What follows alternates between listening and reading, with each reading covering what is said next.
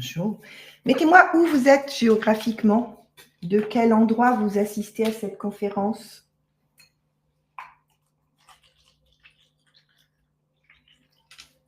Le temps que tous les invités arrivent. Lyon, Morbihan, 92, Divonne-les-Bains, Bordeaux, pas loin de chez moi, Mulhouse, Neuchâtel, la Gaude, proche de Nice, Marrakech, Yousra, Lusace, Angers, Nancy, Wiesbaden, Gabriella, Seine-et-Marne, Courbevoie, on est un peu partout, Bordeaux, ok, Paris, Tours, ok. Bon, eh bien nous allons... Alors, qui me connaît déjà? Qui a déjà assisté à des conférences de moi et qui me connaît?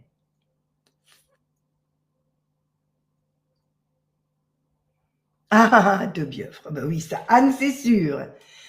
Bonjour Anne, heureuse de te voir en ligne, je pensais à toi ce matin. Alors, j'ai assisté à une conférence, laquelle Christine? Non, je vous découvre, conférence déjà faite, Cavi. Soisic, j'ai lu votre livre et vous me l'avez dédicacé. Et vous l'avez savouré? Est-ce que vous avez aimé ce livre? Dites-moi. Syndrome de l'imposteur. Donc, on va repartir un peu sur ce sujet aujourd'hui, mais à chaque fois, on va un peu plus loin. Bonjour, déjà cité sur le syndrome de l'imposteur. J'ai beaucoup aimé. Ah ben oui, c'est un livre particulier. C'est inclassable. Itinéraire d'une chamane contemporaine. L'accouchement d'un parcours qui m'a amené à trouver ma puissance singulière. Inclassable. Je vous invite vraiment à le découvrir, ce livre. Il a eu le prix des lecteurs, d'ailleurs, pour la plume. Bon, alors, on va passer en slide parce que je vais vous poser des questions et notamment, j'ai un petit sondage. Alors, on va commencer tout de suite la présentation. Le sujet du jour, du plafond de verre au ciel ouvert, par une insider du luxe. Oui, il se trouve que je suis en effet une insider du luxe parce que j'ai passé des années entre Cartier et Saint-Laurent et j'en ai appris un certain nombre de codes que j'aime beaucoup transmettre aux femmes pour les aider à trouver leur puissance. Alors, j'ai 3 questions pour commencer et je vais vous demander de répondre aux 3 questions dans un seul chat. C'est-à-dire que si vous mettez Enter, ça vous crée un autre chat et après, je vais me perdre. Donc, 3 questions. Quelle est votre situation professionnelle? Quel est l'objectif que vous aimeriez atteindre dans l'année qui vient? Maintenant, on va dire 2025. Et quel est l'obstacle principal qui vous empêche de l'atteindre actuellement?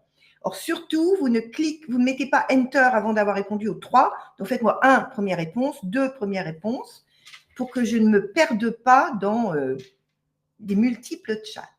Donc, quelle est votre situation professionnelle? Si vous êtes en transition, vous me mettez de tel métier à tel autre. L'objectif et l'obstacle. Ça me permettra d'être plus fine dans ce que je vais vous partager.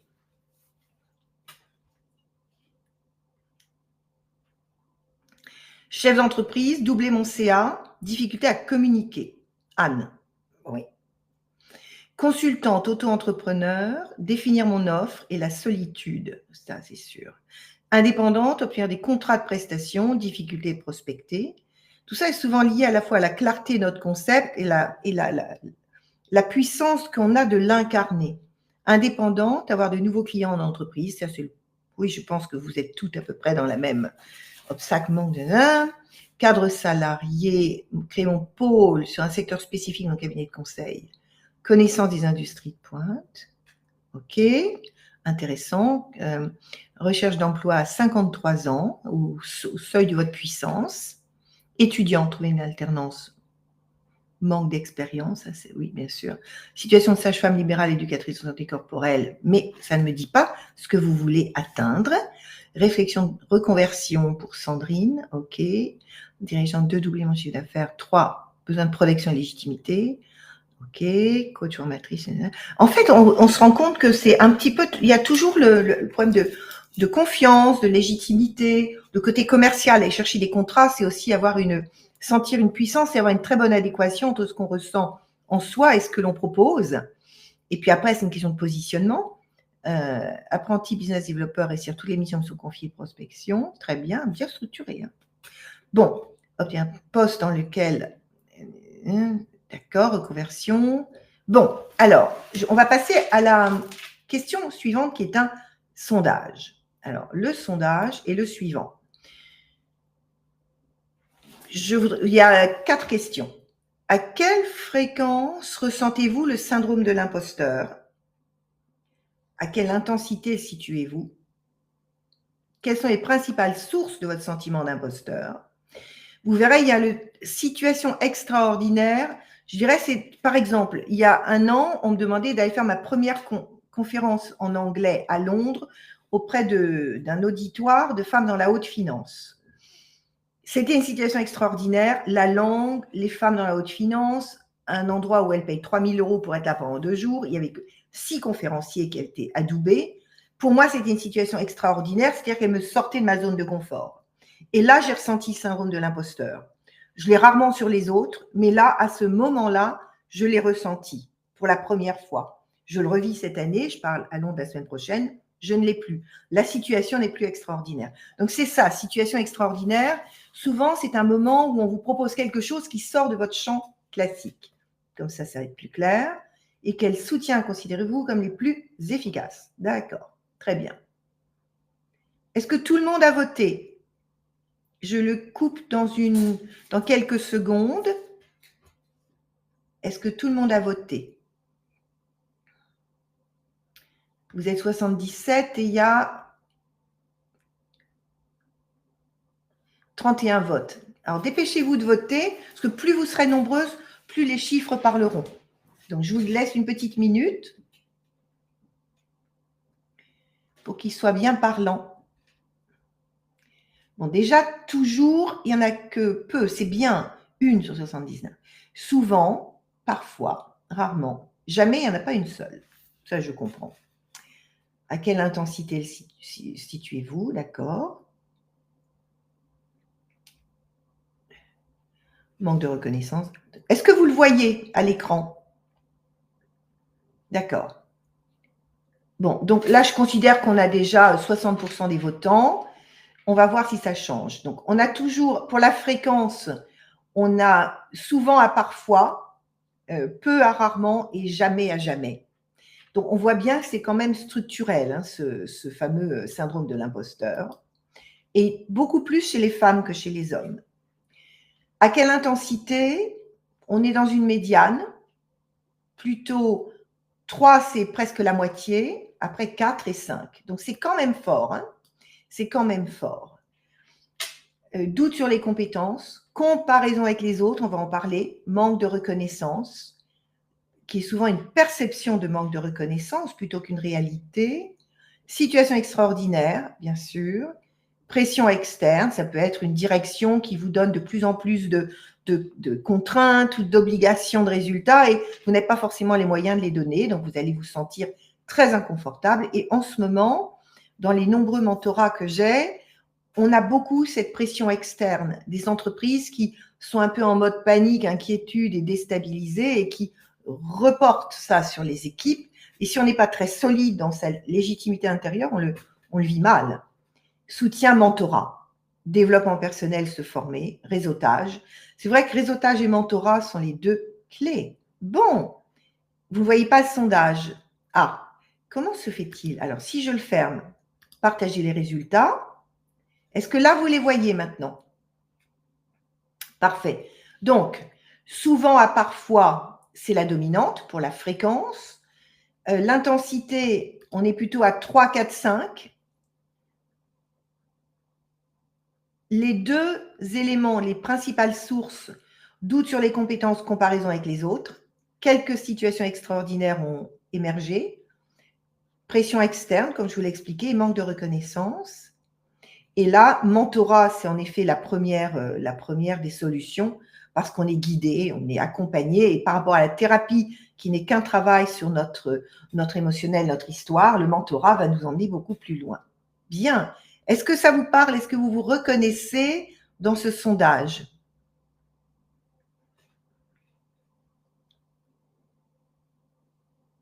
Très bien.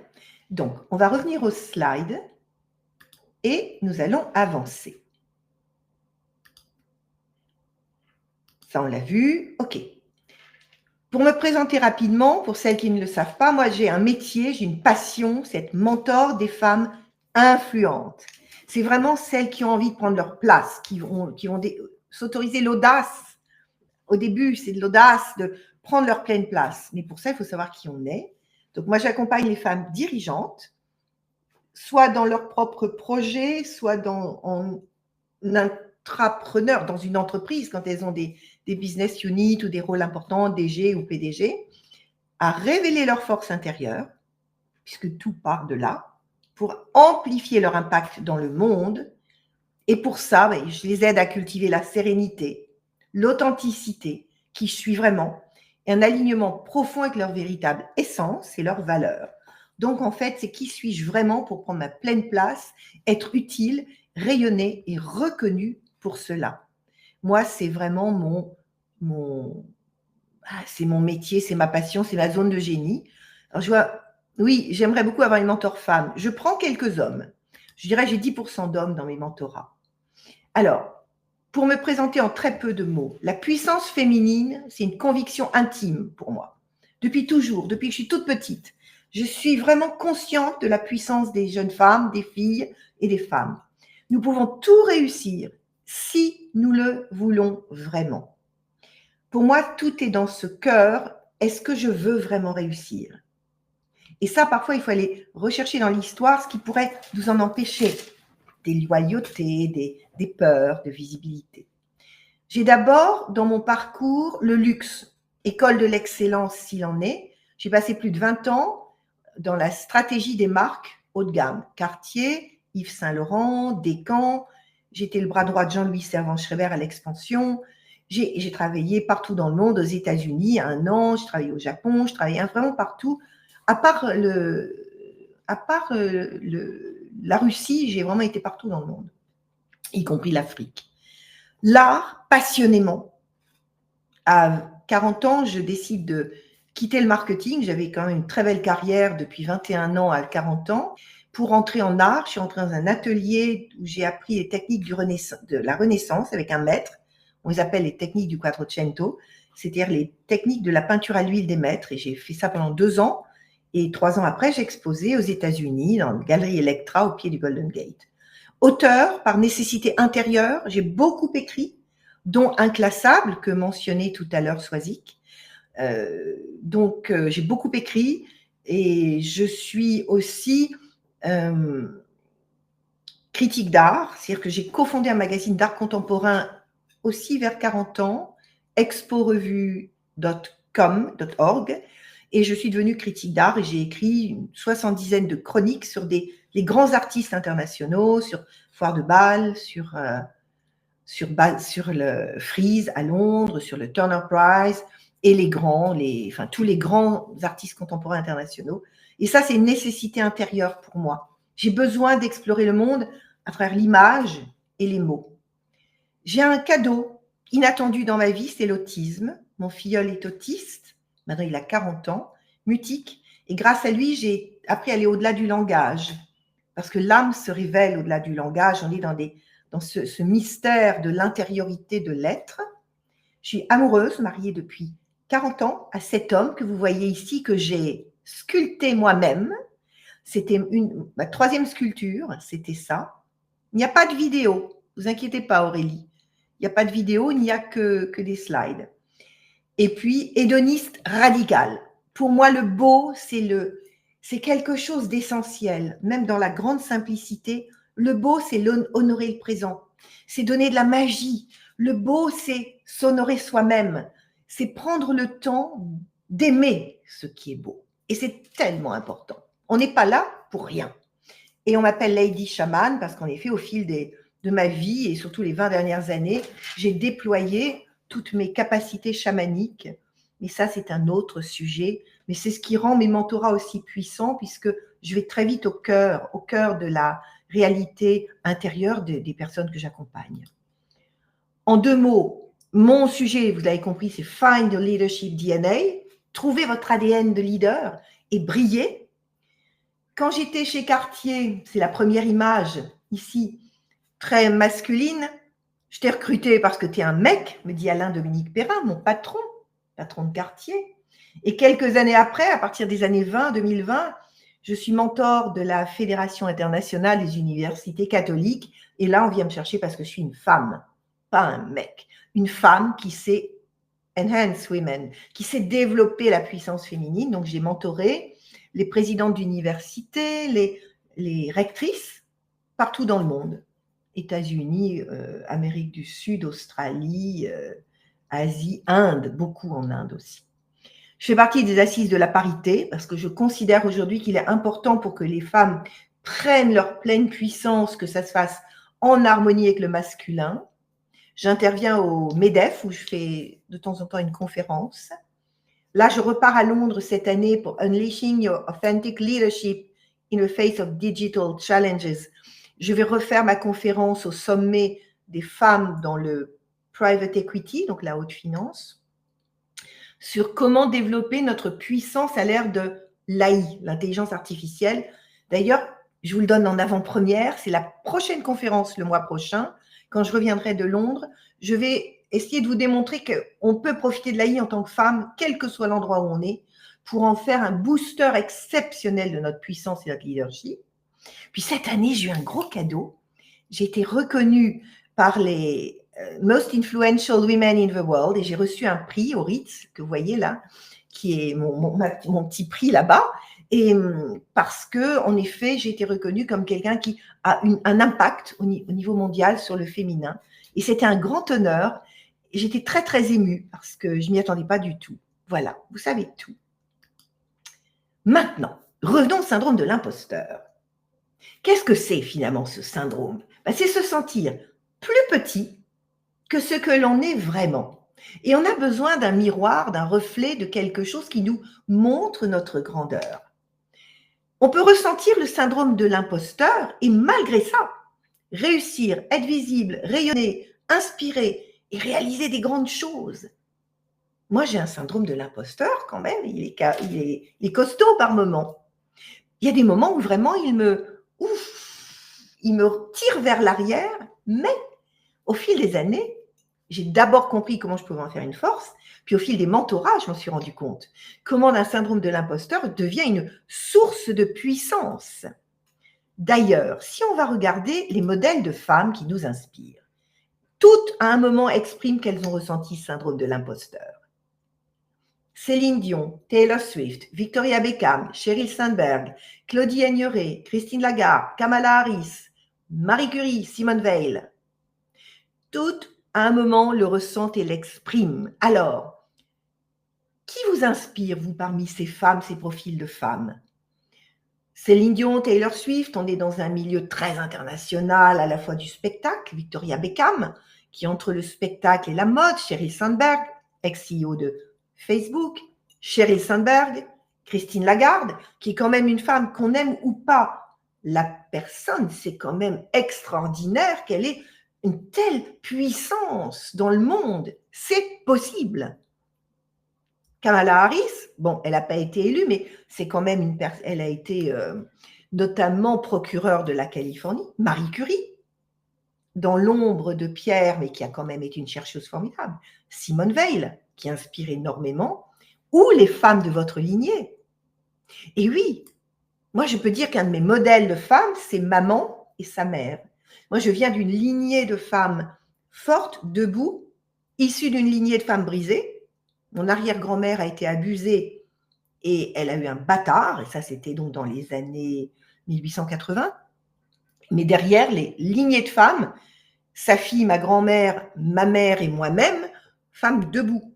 Ce qui veut dire aussi que parfois, une histoire peut être forte pour nous porter ou forte pour nous dire « Ah non, plus jamais ». Est-ce que je suis claire? Donc ça, c'est important parce que vos modèles parlent de vous.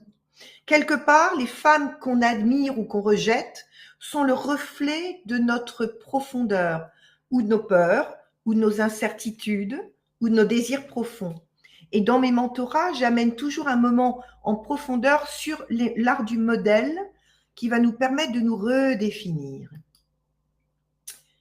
Alors, je vous ai proposé 3 must. Must, quartier, ça ne vous est pas, et ça vous a pas échappé. Must pour exploser le syndrome de l'imposteur. To make it short, Pour faire ça simple, d'abord, il faut retrouver notre essence profonde, qui nous sommes vraiment, et notre désir d'exprimer notre authenticité. Comme disait, je crois,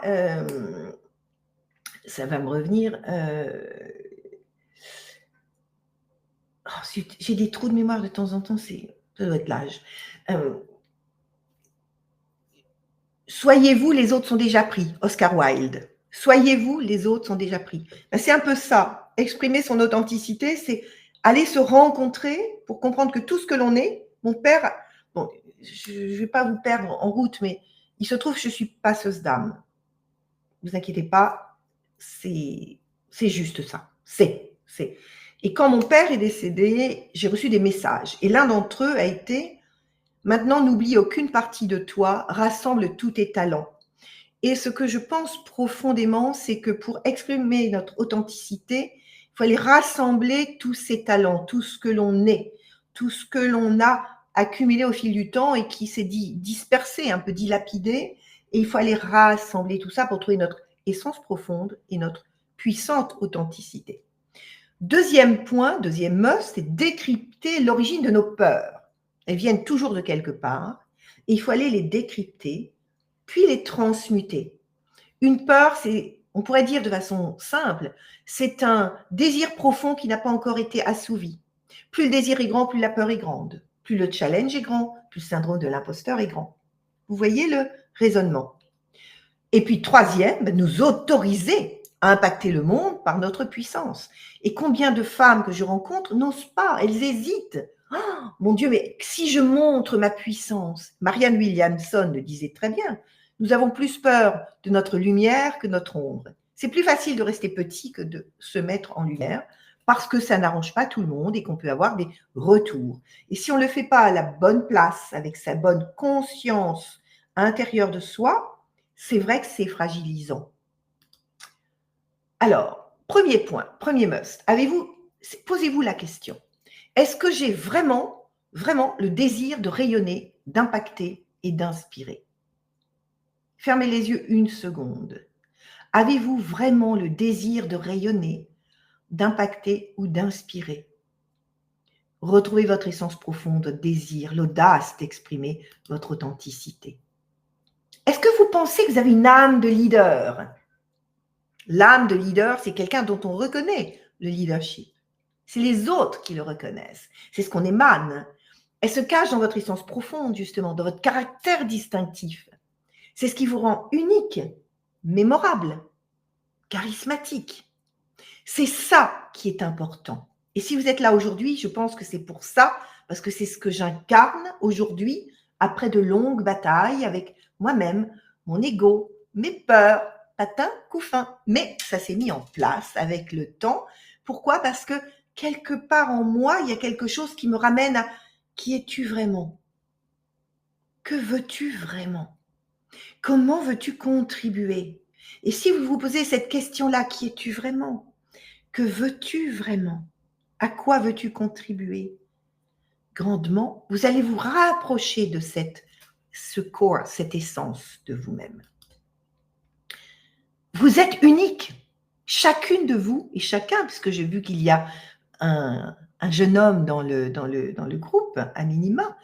Vous êtes unique, votre ADN, votre unicité. J'ai trouvé ce dessin magnifique parce que finalement, il est chatoyant. Je crois que c'est une œuvre de Saint-Laurent. Quelle est votre unicité? Quelle est votre histoire? D'où venez-vous? Quelles sont vos sources d'inspiration? Qu'est-ce qui vous inspire et vous élève? Et comment êtes-vous devenu qui vous êtes? Votre traversée vous a amené à ce que vous êtes maintenant. Ça fait aussi partie de mes mentorats d'aller chercher ce que j'appelle du fil rouge. Ce qui vous est arrivé, au fil d'or, ce que vous en avez fait comme sur cette pièce. Deuxième point, deuxième must, nos peurs. Une projection du mental sur nos émotions. J'y arriverai pas. Ah, j'étais il y a un mois, j'en avais parlé dans la précédente conférence, j'ai assisté à une aventure en 3D chez Excurio à Paris, c'était les pyramides de Khéops. On est donc dans une grande salle blanche avec plein de marqueurs au sol qu'on va suivre, guidé par ce casque qu'on a qui me dit 3 pas devant, 3 pas à gauche, etc. Donc, c'est très, très calibré. Je sais que c'est un endroit plat, blanc, qu'il n'y a aucun risque. Et tout d'un coup, on me projette une image de pyramide, de pierres, de sol comme ça, et de pierres où je dois enjamber des pierres les unes après les autres au-dessus du vide. Mon mental voit ce que projette le masque, le casque. Mon émotion, c'est la peur. Je sais que je peux mettre les pieds comme je veux. Il n'y a pas de problème, c'est flat. Mais non, mon mental voit la projection d'une image. L'émotion, c'est de la peur. Je le ressens dans mon corps. J'ai eu le vertige. Vous voyez à quel point nos peurs peuvent aussi être complètement des projections de ce que l'on croit voir. Et ça, c'était très intéressant parce que je me suis rendu compte qu'en fait, il y a une partie de nous qui nous ment. Et une grande partie de nos peurs sont liées à ça aussi. Est-ce que ça vous parle? Je vous invite à vivre ce genre d'expérience parce que c'est quand même étonnant. À un moment, on doit rentrer dans une sorte de petit tunnel qui va vers la chambre de Khéops. Et le tunnel on a l'impression qu'on va rentrer dans un tunnel de moins d'1 mètre. Je sais que je peux traverser. Je n'ai pas pu. Je me suis mise toute petite comme ça pour ramper sous un tunnel qui n'existe pas. C'est-à-dire que mon mental était tellement fort que en moi, tu peux y aller tout droit, puisqu'il n'y a rien, c'est virtuel. Mais le virtuel que je voyais disait à mon cerveau, non, non, non, tu peux pas, tu vas te cogner. Et bien, c'est un peu ça. Et vivre cette expérience m'a permis de comprendre de façon sensorielle à quel point ce que je crois voir peut prendre la main sur ce qui est. Je ne vous ai pas embarqué trop loin, c'est bon? Est-ce que ça vous parle? Bien. Bon. Alors, il y a 3 syndromes et celles qui ont déjà assisté à cette conférence, elles le savent, elles vont pouvoir briller dans le chat. Il y a le cas numéro 1, c'est la perfectionniste, votre servitrice. L'erreur de casting, le cas numéro 2. Et le cas numéro 3, la douteuse. Alors, la perfectionniste, c'est souvent le leurre du piédestal. On peut nous avoir mis sur un piédestal ou au contraire nous en avoir descendu. Tu es brillante, tu es très bonne, ma fille, tu es vraiment extraordinaire. Sur ou sous-valorisé, ou à l'inverse, les garçons, c'est beaucoup mieux que les filles. Ne va pas dans ce métier, fais un truc beaucoup plus simple ou marie-toi, etc. Sur ou sous-valorisation, on nous a peut-être montré qu'on était très très grande ou à l'inverse, qu'on était petite et on a cru ce qu'on nous disait, des maîtres. Je me souviens d'un prof d'allemand qui m'avait dit, un jour où j'avais une très bonne note, à côté de qui étiez-vous assise? Il m'avait considérée comme une nulle en allemand. Et bien, j'ai dû attendre la première, quand mes parents m'ont envoyée en Allemagne pour décoller, et après, je parlais allemand couramment. Mais pendant des années, ce prof qui m'avait dit « Oui, de toute façon, vous êtes nul en allemand, vous serez toujours nul en allemand », m'avait figé. Et parfois, on a été figé par rapport à des matières, par rapport à des disciplines, etc. Donc, sur- ou sous-valorisation, sensation d'illégitimité même à haut niveau. Combien de femmes à des très hauts niveaux, on voit quand on écoute les femmes puissantes de Léa Salamé, elles expriment. Il y a toujours un moment où elles se sentent pas légitimes. On propose un poste élevé à une femme, l'expérience qu'on en a, c'est qu'elle va plus hésiter, elle va plus essayer de valider, elle va plus douter, alors qu'un homme prend, puis il se débrouille. Donc, et même à haut niveau, on est parfois freiné. Je le vois, moi, je mentor plusieurs DG et PDG. Il y a vraiment des moments où je dois les aider à se recentrer sur leur légitimité. Peur du regard des autres. Que vont penser les autres? La perfectionniste, elle ne s'autorise pas l'erreur. Il y a l'effet miroir. Alors, l'effet miroir, c'est intéressant parce que finalement, parfois, on nous dit « Oh, mais tu es vraiment excellente. » On n'y croit pas. Tu es mauvaise. On va surcroire qu'on est mauvaise. L'effet miroir, c'est aussi quand on voit d'autres qui réussissent, on ne voit que leur réussite, on ne voit pas les ombres derrière. Et on a l'impression qu'on ne sera jamais à la hauteur. Syndrome de la bonne élève, pas la peine de débriefer, vous savez tous ce que c'est, ce que c'est, et c'est très féminin. Maman était enseignante, elle m'a dit, en tout cas dans les petites classes, les filles sont souvent les meilleures. On leur dit, tu dois être très bonne. Et c'est avec l'évolution que, que on s'est rendu compte que finalement, quand elles grimpent dans les rangs, eh bien, elles peuvent perdre un peu de cette superbe, on va dire. Donc, la perfectionniste, c'est la workaholic. Candidate au burn-out, on travaille beaucoup, beaucoup. Souvent, c'est chercher le père. Elle obéit à des injonctions silencieuses. Le père qui a beaucoup cru en nous, moi c'était le cas. Mon père, il avait une opinion de moi énorme, surtout pas le décevoir. Oh là là, mon Dieu. Donc, il fallait toujours être mieux que mieux pour lui plaire, jusqu'au moment où j'ai dit, non, terminé. J'ai dû couper ça. Ou à l'inverse, j'ai beaucoup de femmes qui disent, mon père croyait pas en moi, il ne me regarde pas, j'ai réussi, il n'arrive pas à prendre conscience d'eux. Et tant qu'on cherche là, le regard valorisant du père dans ces cas-là, il n'y a pas que ça, mais c'est une dominante qu'on voit beaucoup dans nos cas. Et moi, ce que je dis dans ces cas-là, c'est aller de la perfection à l'excellence. Je vois quelqu'un qui me dit, je suis super contente de voir que vous avez des aptitudes autres que les standards et que vous autorisez à en parler, c'est pas évident. Je vous remercie d'en parler avec autant de liberté. Merci Valérie. Parce que si on n'ose pas parler à la fois de ses fragilités et de ce qu'on a réussi, comment peut-on entraîner les autres? On ne le fait pas pour dire je suis la meilleure. C'est pas vrai. Moi, il y a des moments où je suis vraiment pas bonne du tout. Il y a des domaines dans lesquels je suis pas bonne. Mais ce que je veux dire, c'est que si j'ose exprimer, c'est pour vous aider à oser d'abord reconnaître en vous et exprimer par vous-même. Ça sert à ça, nos conférences, nos mentorats. C'est dire vas-y. Donc, si on reste en retrait, on ne peut pas. Avez-vous des enfants?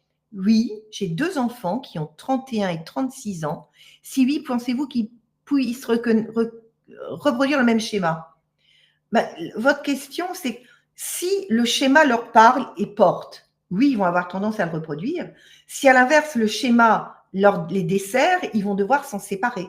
Un exemple, mon père a été un enfant adoré jusqu'à 7 ans et battu de 7 ans à 17 ans. Il s'est appuyé sur la première partie, mais il s'est séparé d'un certain nombre de choses pour devenir un homme puissant, parce que s'il était resté dans la mémoire de l'enfant battu, il serait devenu un père qui bat, ce qui n'a pas été le cas, et il aurait été dans une hargne, une rancœur terrible.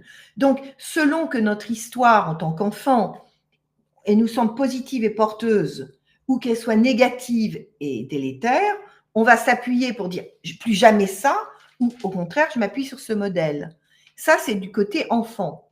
Pour les parents, on fait ce qu'on peut, et souvent, je dis, nettoyez votre propre histoire pour être le plus clean possible en tant que parent. Quand on n'ose pas s'exprimer, on ne sait même pas qui on est, donc impossible d'être inspirante.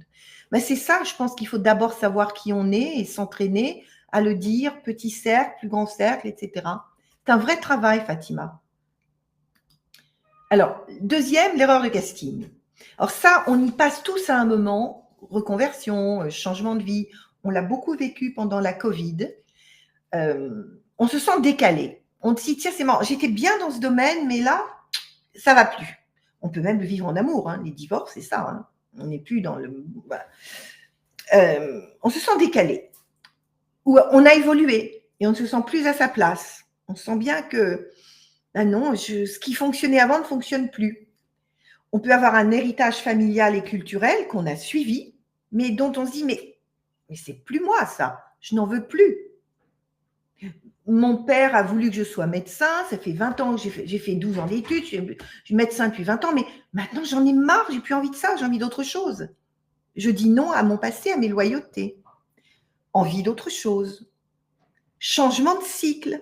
Moi, c'était à 40 ans, je suis passée du marketing à l'art, puis à 60 ans, même un petit peu avant, au mentorat. Mais ce sont des changements de cycle. Mais par contre, on emporte avec soi tout ce qu'on a accumulé de positif ou d'enseignement, je dirais pas négatif, hein, d'avant pour en faire quelque chose. Souvent, on est en perte de sens, candidate au bore-out. Mais qu'est-ce que je fous là, quoi? Ça va pas du tout, mais je suis plus bien. Et là, c'est de la voie tracée. On avait l'impression que ça roulait à l'écoute de soi. Qu'est-ce qui n'est plus bon maintenant? revenir à soi. Et je vois comment trouver sa lumière intérieure. Revenir à soi. On a cheminé, il est temps de changer de voie. Revenir à soi. Que veux-tu vraiment? Et là, les mentorats sont indispensables. Seul, c'est très compliqué. Alors, je continue. Est-ce que ça, c'est clair? Après, vous me direz si vous avez le 1, le 2, le 3 ou les 3. Hein, on va y venir. Mais répondez pas tout de suite. 3, c'est la douteuse. Je dirais c'est toi, moi, nous. Je ne suis pas assez. On peut se sentir structurellement avec des doutes. On peut se cacher derrière des masques, faire semblant. On ne trouve pas d'appui solide dans son histoire. J'ai pas de modèle, je sais pas, ça flotte. On a des mémoires douloureuses, des engrammes encore très présents. Les mémoires douloureuses, on s'en souvient. Les engrammes, c'est quelque chose qui nous a marqué, mais qu'on n'a pas forcément, parfois on n'a pas vu. Et là, on peut avoir une sensation de manque, un peu tout. Donc là, ce que je suggère, c'est de passer du fil rouge. Qu'est-ce qu'on a vécu à la libération? En tout cas, c'est ce que je fais dans les mentorats, du fil rouge au fameux fil d'or que j'évoquais tout à l'heure. La question qu'on peut se poser, doute par doute, c'est depuis quand est-ce que je doute? Quand est-ce qu'il est venu? Pour essayer de trouver, et souvent c'est dans l'enfance, à quel moment ça s'est mis en place. Alors, je vois que Pascal a déjà répondu, je me reconnais dans les 3, c'est grave docteur. Ben non, c'est extraordinaire parce que ça veut dire que vous savez où vous allez aller. Alors, mettez-moi qui a le 1, le 2, le 3, ou parfois le 1 ou aucun. Le 1, ok, le 1 et le 2, le 3, le 3, le 2, je me reconnais dans les 3. Alors, quand vous avez les 3, à votre sens, par quoi faut-il commencer pour gagner du temps? Est-ce qu'on commence par le 1, perfectionniste, par le 2, erreur de casting, ou par le 3, la douteuse? Par lequel va-t-on commencer?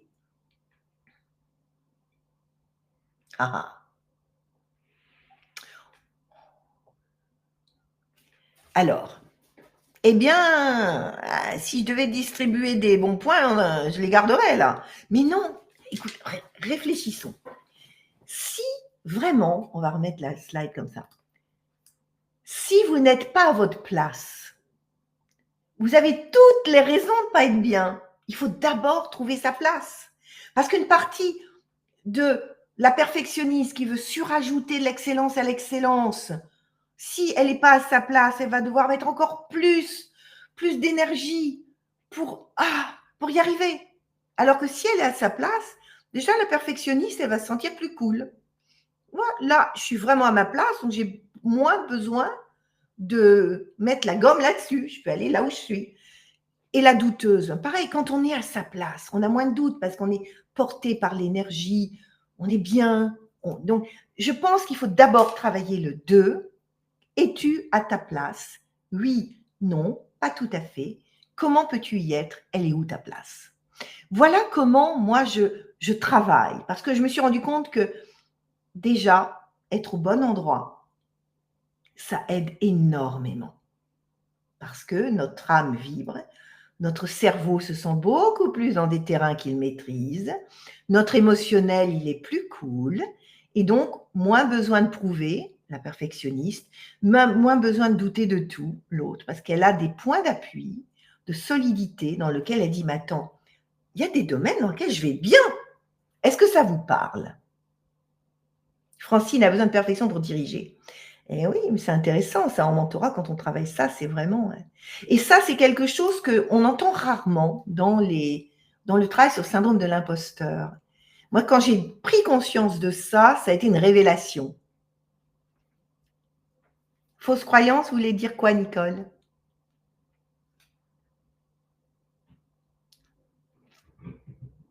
Cela ne revient pas à rester dans sa zone de confort. Non, non, non. Ça veut dire à prendre appui dans sa zone de confort pour aller explorer ailleurs. Par exemple, moi, ma zone de confort, c'est ce que je fais là. Ma conférence de Londres, et là, on m'en propose une au Danemark. Ça me sort de ma zone de confort, mais j'ai un point d'appui. Ça nous donne un point d'appui solide à partir duquel on peut aller explorer ailleurs. Parce que si on… si on est solide là où on peut beaucoup plus facilement aller grimper dans les tours, alors que si on est fragile, on va surajouter de la difficulté. Pour diriger, il faut être perfectionniste. Ah oui, c'est une fausse croyance. Pour diriger, il faut être charismatique, il faut cultiver l'excellence, il faut cultiver la communication, il faut développer son leadership, bien sûr. Comment travailler le sens?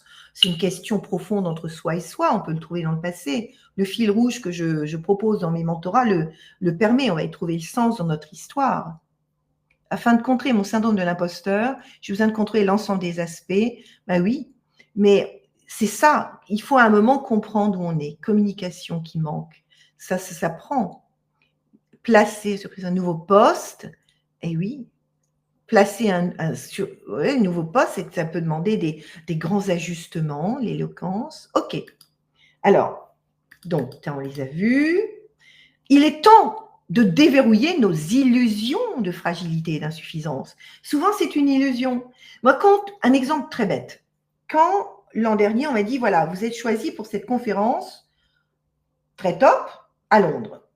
Il y a 1000 personnes qui sont là. Ma conférence, c'est une conférence atelier. Il y a une 50aine de personnes.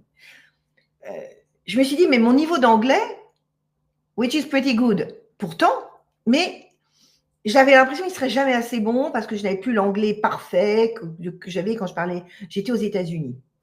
Illusion de fragilité et d'insuffisance, j'étais en plein dedans. Je me disais, non, mon anglais n'est pas assez bon, je vais vraiment avoir l'air française. Et là-dessus, j'assiste à l'UNESCO à une conférence et j'entends yes, in France, we really have difficulties to show our power. Et j'entends des grandes, bonnes femmes qui parlent avec cet accent-là. Et je me dis, mais attends, Edith, ce qu'elle dit est brillant. Elle a un accent à couper au couteau. C'est Jane Birkin à la française. Et pourtant, tout est respecté. Et donc, l'illusion, par exemple, de fragilité et d'insuffisance, c'était par rapport à la langue. Après, c'était par rapport au fait que ce soit des femmes dans la haute finance et des écrans, toujours pressés. C'était pas vrai. L'illusion, c'est l'image qu'on se donne de ce vers quoi on va, qui est parfois décalquée, complètement inactuelle, finalement, par rapport à ce qu'elle est vraiment. L'accent français, même si on le massacre, absolument. Donc, tout ça pour vous dire que déverrouiller nos illusions de fragilité et d'insuffisance, tout à un moment, on doit le faire. Ça vous parle ? Et quand tout à l'heure, la personne me disait, c'est bien que vous osiez en parler, moi je vous parle aussi bien de mes fragilités que de mes forces. Parce que de toute façon, c'est un tout. C'est ou la même pièce avec ses deux revers, ou une sphère dans laquelle il y a un peu tout. Donc tout ça, c'est oser dire authentiquement et généreusement pour que l'autre en profite. C'est ça la communication. Alors, le troisième, c'est est-ce que vous vous sentez prête de l'intérieur ou prêt à découvrir, libérer et laisser vibrer votre véritable et belle puissance. Il faut vous autoriser à impacter le monde en libérant votre puissance. Et ça, c'est la troisième question. Est-ce que je suis prête à libérer cette puissance? On revient à Marianne Williamson. Est-ce que vous avez eu un déclic ou ça s'est fait progressivement? Oh, j'ai plein de déclics en permanence, encore aujourd'hui. Aujourd'hui, c'est des petits déclics, ça s'est fait progressivement. Disons que le grand déclic, ça a été probablement quand, à 40 ans, je me suis trouvée face à ce choix. Est-ce que je continue le marketing de haut niveau où j'étais, ou je passe à l'art, et où j'ai dû dire à mon père, tu as peur, je sais, mais je m'en fous. Là, c'était un déclic de je m'assume. Sinon, j'ai eu la chance d'avoir des grands patrons, que ce soit Jean-Louis Servan-Schreiber ou Alain-Dominique Perrin, qui m'ont rencontré et qui ont créé des postes pour moi. Donc, c'était des clics où quelqu'un de grand me disait « tu peux ». Ouf. Et j'y allais. Au début, grandes oreilles, grands yeux, et je disais rien. J'observais. Donc, c'est tout ça. Regard extérieur fondamental, Isaline, absolument. Ben, mon parcours, ouais, c'est un parcours de... je suis quand même une dame âgée maintenant. Comme dit Bette Midler, la vieillesse, c'est pas fait pour les mauviettes. Et ben voilà, moi, j'ai la chance d'avoir un âge dont j'ai essayé de faire le meilleur, quoi. Quand on parlait de trouver aussi, que veux-tu vraiment? Mais ouvrez vos vannes désirantes. Projetez-vous. Comment vous le voyez, votre futur? Et le monde de demain, vous voyez qu'il est en bouleversement. Quelle est votre meilleure place dans ce monde? On va avoir de plus en plus besoin de gens solides, sereins, qui montrent le chemin. Plus c'est le bazar, plus on a besoin de leaders. Est-ce que vous avez vraiment besoin, au fond de vous, de libérer ça, vos vannes désirantes? C'est mes mentors célestes qui le disent. Votre opinion sur le modèle de femme cadre dans une entreprise qui assume de nombreuses responsabilités, concerne la majorité de son travail, se retrouve sans énergie pour prendre soin d'elle-même, se met ses enfants, mais leader de renoncer. Non, moi j'ai jamais renoncé, mais j'ai eu des moments de vague, c'est-à-dire des moments où j'étais très très impliquée professionnellement, un peu moins en tant que maman, et c'est mon mari qui prenait le... Vous savez, il faut un écosystème, hein. Il y a des parents, il y a un mari quand on a des enfants, il y a des nounous, il y a des parents, des copains et des copines. Je crois qu'il faut savoir aller à l'essentiel dans son métier pour être là, respecter. Par exemple, moi j'ai toujours imposé, et ça je vous assure que c'est vrai, même chez Cartier, j'avais 28 ans quand je suis rentrée chez Cartier. J'étais area manager, j'avais la moitié du monde en supervision, ce qui n'est pas rien. Puis après Saint-Laurent à 31 ans, où là, j'avais le monde entier pour 2 lignes de produits Yves Saint-Laurent. J'ai toujours imposé d'avoir une journée chez moi. J'ai fait du télétravail avant l'heure. Pourquoi? Parce que je sentais que c'est là où je serais la plus efficace. J'ai réussi à imposer un certain nombre de règles. Je crois que mon talent, ça a été d'avoir l'inconscience de dire « je veux ça ». Et je donnais tellement que mes patrons me respectaient. Et c'est vraiment quelque chose qu'on arrive à faire petit à petit, puis un écosystème, demander de l'aide aux parents, aux maris, aux copines. Enfin, c'est un écosystème pour moi. Ça vous parle, ça? Nicole, écoutez, oui, vous pourrez avoir accès aux slides, vous m'envoyez un mot sur, vous voyez, il y a mon adresse qui apparaît dans Prendre contact avec Edith. Envoyez-moi un courrier, parce que je ne vais pas vous courir après. Si vous voulez le replay ou les slides, vous m'envoyez un mail et vous le recevrez. Alors, pour celles et ceux qui parmi vous ont envie d'un mentorat, rapidement, vous pouvez accéder à un mentorat haute couture avec moi. J'en fais très peu, je prends que 2 personnes maximum par mois. Ce sont des mentorats à haute valeur, très intenses, dont on sort infiniment grandi. Ma promesse, elle est simple. On est inébranlable après. On peut relever les défis de la transformation. C'est vous aider à maîtriser et vous libérer de votre histoire, acquérir une paix intérieure solide, avoir conscience de vos forces et de vos vulnérabilités, développer une vision puissante, avoir de la clarté, poser votre engagement et votre désir profond et pouvoir être agile et humble pour faire les choses au mieux. Ça, c'est ma promesse. C'est la seule chose que je sais faire. C'est un accompagnement pensé pour votre unicité. C'est un changement radical de perception et d'influence, un impact visible et personnel et un cercle de leaders influents restreint parce que je vous ouvre mon réseau quand vous entrez en mentorat. Alors, je voulais vous proposer un tout petit film que je vais vous passer maintenant. Ça vous tente?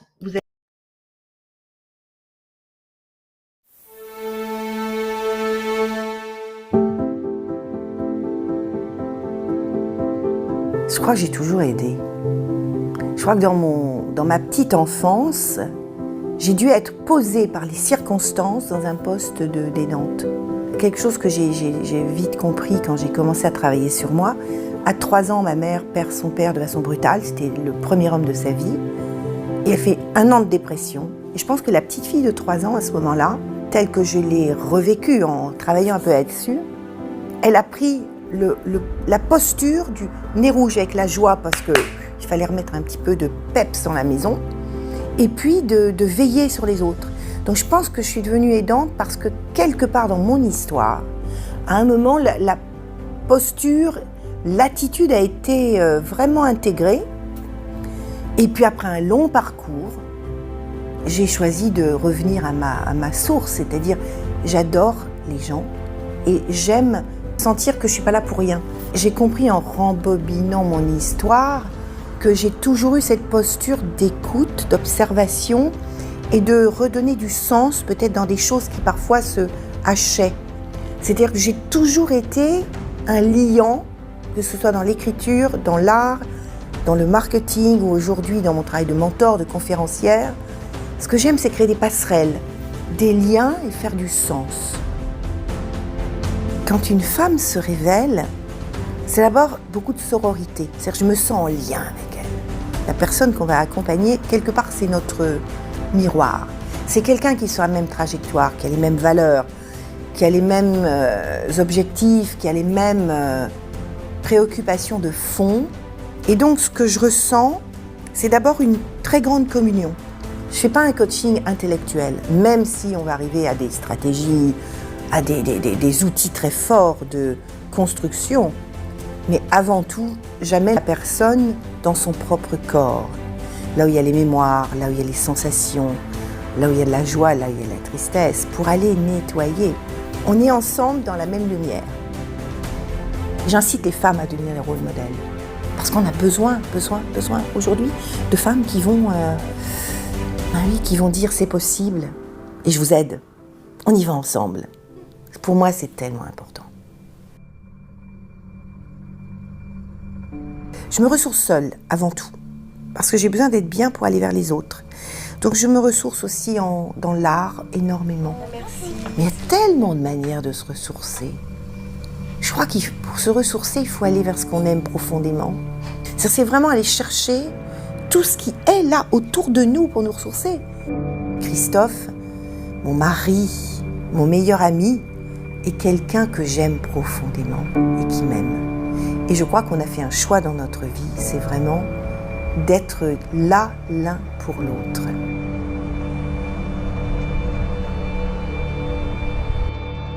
Dans les femmes que je coach, beaucoup viennent me voir pour chercher l'amoureuse, la puissance féminine. Montrer, parce que c'est ce que je vis, donc c'est ce que j'incarne et représente, que c'est possible d'être une amoureuse, une maman, une femme d'affaires. Moi, c'est ça pour moi d'ailleurs mon métier. C'est aller rencontrer des femmes dont la fréquence vibratoire est la plus proche de la mienne et avec lesquelles on va pouvoir accoucher de leur véritable puissance. Un projet, on va prendre les valeurs, ce qui est important, ce qui fait vibrer. J'étalonne le corps pour savoir le degré de vibration, que ça passe pas par la tête. Et on arrive à épurer quel est le projet le plus important. Celui-là. Comment on y va? Le marketing entre en marche. Les étapes. On définit le projet de façon très précise. On va aller voir les modèles autour qui sont inspirants. On va aller voir, on fait une petite veille concurrentielle. On va aller voir là où elle a le plus de valeur à apporter. Comment on peut, étape par étape, aller construire ce projet. J'adore. C'est-à-dire qu'on sait exactement pourquoi on vient vers moi et je le fais avec de plus en plus de joie et de justesse. Et c'est ça qui est fabuleux, c'est ça que j'adore faire. Je suis Edith Lassia, mentor des femmes qui veulent contribuer à changer le monde.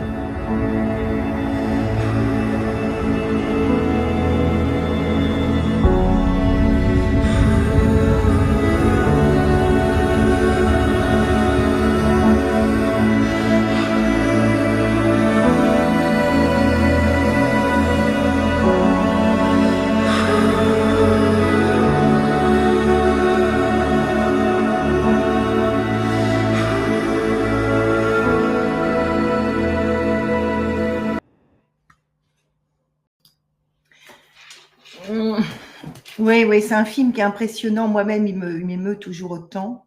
Surtout quand on voit les deux pas de Christophe et les miens dans la plage. Il m'avait dit, d'ailleurs, tu sais, je me suis adaptée à ton pas. Et quand on parlait tout à l'heure d'être une femme complète, je pense que c'est pas seul. Il faut vraiment s'entourer. Avoir l'intelligence de s'entourer de gens qui vont nous accompagner et que chacun fasse grandir l'autre. Alors, je vous ai mis le lien vers un questionnaire dans le chat. Si vous voulez me rejoindre et prendre rendez-vous pour un mentorat, sachant que ce sont des mentorats qui ont des valeurs importantes en termes financiers, c'est un engagement financier et en temps important, ça dure plusieurs mois. Vous avez le questionnaire, edithlassia.com/questionnaire VIP, c'est celui-là qui vous permettra de vous poser les bonnes questions et quand j'aurai reçu le questionnaire, je saurai si je peux vous mentorer. Et là, on prendra rendez-vous. Sachant qu'un mentorat avec moi, donc ça dure plusieurs mois, c'est à la fois un travail sur qui vous êtes, sur votre stratégie, sur votre positionnement. Si vous êtes entrepreneur, c'est revisiter parfois le marketing de votre projet.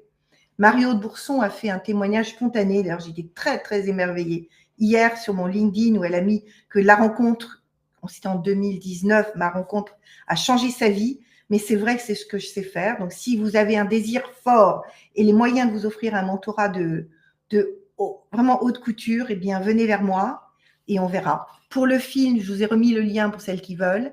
Si vous voulez un replay, vous m'envoyez un mail à contact, je vais vous remettre l'adresse, @edithlacia.com. Si vous voulez le replay, il faut m'écrire là. Moi, sinon, je ne vais pas aller chercher dans le chat qui l'a demandé. Hein. Voilà. Merci, mon amour. Bon, mais peut-être mettez-moi dans le chat ce que vous retenez de plus impactant, de plus fort de cette conférence et de votre besoin, ce que vous allez vraiment pouvoir vous offrir comme changement de perspective sur votre vie. De toute façon, vous êtes une centaine et moi, je ne peux prendre qu'une à 2 personnes. Donc, offrez-vous vraiment ce luxe de vous dire, oui, être moi-même, être soi-même est la clé. Mais qui? Être soi-même, c'est peut-être le chemin le plus compliqué.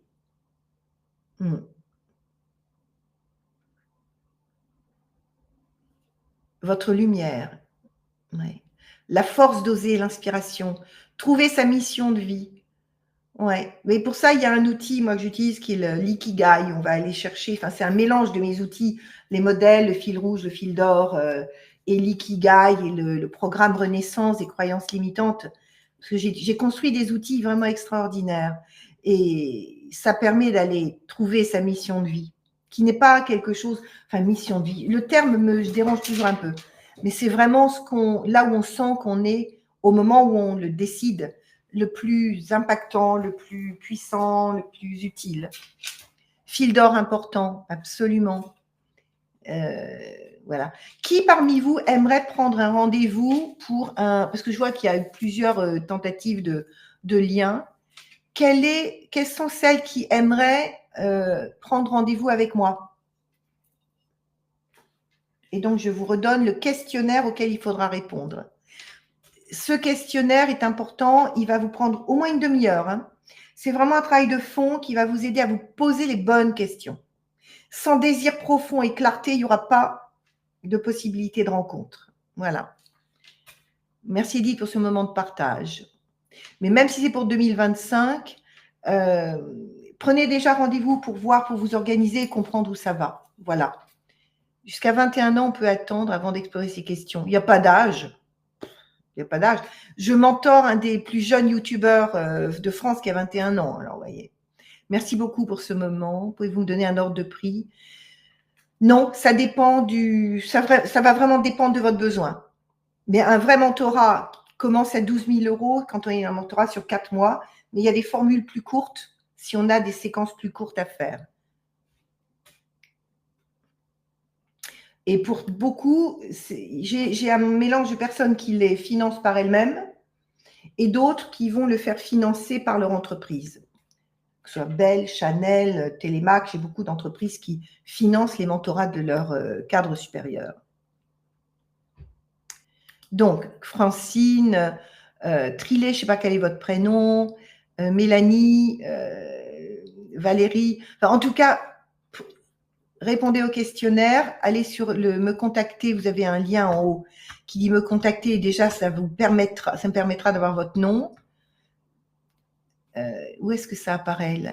Contacter Edith Lacia. Où est-ce qu'il me l'a mis?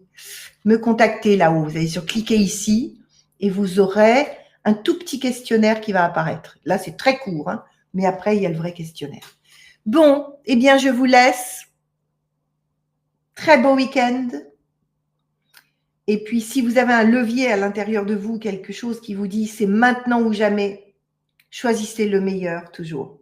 On gagne beaucoup de temps à aller prendre le meilleur. C'est comme dans les vêtements. On peut avoir 20 shine ou un beau vêtement. Le cachemire durera plus longtemps que les petites merdouilles que l'on achète chez Shine. Voilà.